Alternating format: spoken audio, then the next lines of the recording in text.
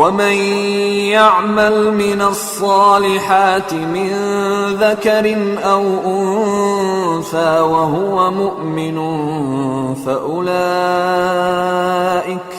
فأولئك يدخلون الجنة ولا يظلمون نقيرا۔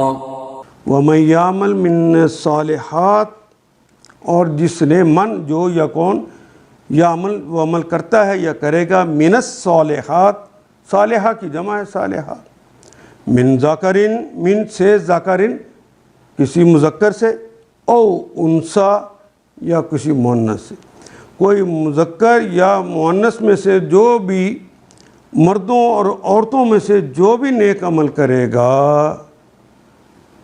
وَهُوَ مُؤْمِنٌ، شرط یہ ہے کہ وہ مومن ہو،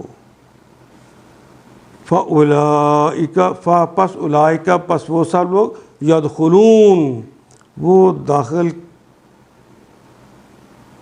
کر دے گا، الجنہ، وہ داخل ہوں گے، يَدْخُلُونَ وہ داخل ہو جائیں گے، الجنت، جنت میں، کہا ہے وہ خاص باغات، وَلَا يُظْلَمُونَ، اور وہ ظلم نہ کیے جائیں گے۔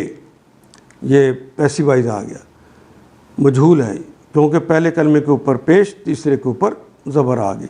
ولا یظلمون نقیرا، ذرہ برابر۔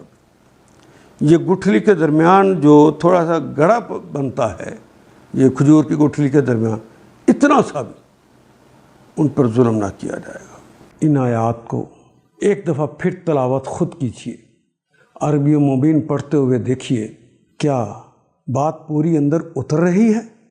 کیا یہ اردو کے سانچے میں ڈھلتی گئی ہیں عبارتیں؟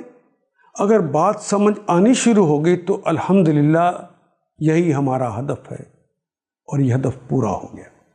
اللہ میرا اور آپ کا حامی و ناصر۔ الف لام